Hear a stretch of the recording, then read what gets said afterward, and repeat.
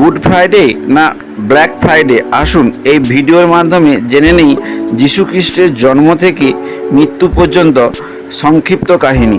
তার আগে বলে নিই যে বহু ইতিহাসবিদদের ভিত্তিতে এই ভিডিওটি আমি বানিয়েছি। যদি কোথাও কোনো ভুল হয়ে থাকে তাহলে ক্ষমা করে দেবেন। কাউকে আঘাত করার মতো আমার কোনো উদ্দেশ্য নেই। যীশুখ্রিস্ট জন্ম করেন বর্তমানে ফিলিস্তিনের বেথলেহেমে।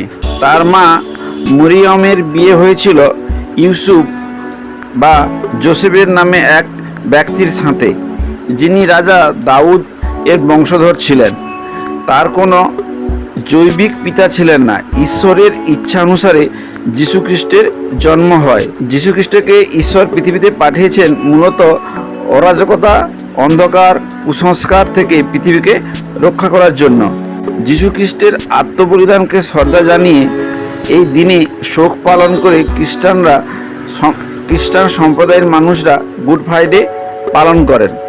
গুড ফ্রাইডে নামে পরিচিত হলেও এটি একটি শোক করার দিন, শোক পালনের দিন, কারণ এই দিনে ক্রুশে ঝুলে হত্যা করা হয়েছিল যিশুকে।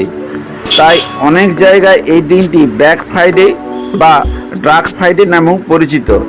খ্রিস্টান ধর্মাবলম্বীরা এদিন চার্চে গিয়ে যিশুর বাণীকে স্মরণ করেন।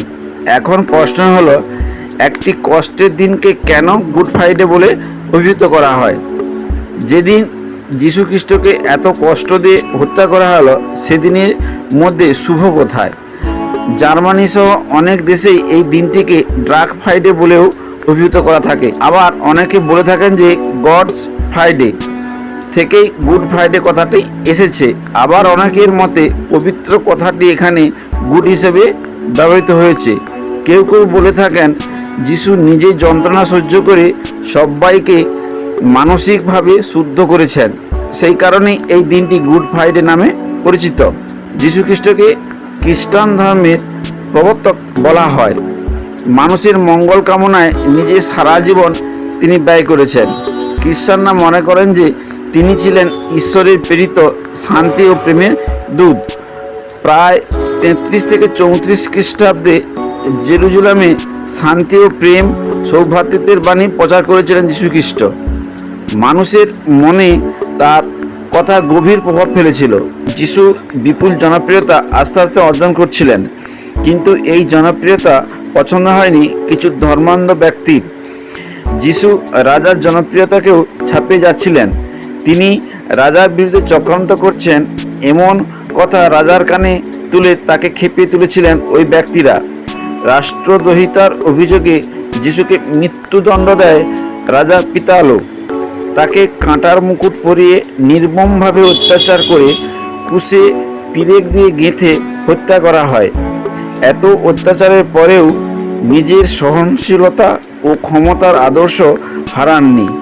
ক্ষমা ও প্রেমের এক উজ্জ্বল নিদর্শন তিনি তখনও রেখে গিয়েছিলেন। মৃত্যুর আগে নিজের হত্যাকারীদেরকে ক্ষমা করে দেন তিনি। ঈশ্বরের উদ্দেশ্যে তিনি বলেন, ভগবান তুমি ওদের ক্ষমা করে দাও, ওরা জানে না ওরা কি ভুল করছে।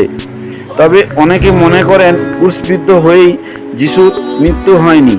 যিশু প্রায় 6 ঘন্টা যাবৎ বেঁচেছিলেন। এর একদিন পর তিনি পুনর্জীবিত হয়েছিলেন। গুড ফ্রাইডের পরের দিন রবিবার, তাই যিশুর পুনর্জীবনের কথাকে স্মরণ করে ইস্টার সানডে পালন করা হয়। এই ছিল যিশুর সংক্ষিপ্ত ইতিহাস। কেমন লাগলো আমার এই ভিডিওটি? আমার এই ভিডিওটি যদি আপনাদের ভালো লেগে থাকে তাহলে লাইক, শেয়ার, কমেন্ট করতে ভুলবেন না। আর সঙ্গে সঙ্গে একটা সাবস্ক্রাইব করে দেবেন, যাতে এই ধরনের ভিডিও আপনার কাছে সবার প্রথম পৌঁছে যায়। তাহলে দেখা হবে পরবর্তী একটি নতুন ভিডিওতে। ততক্ষণ ভালো থাকুন, সুস্থ থাকুন। নমস্কার, টাটা, জয় হিন্দ, বন্দে মাতরম।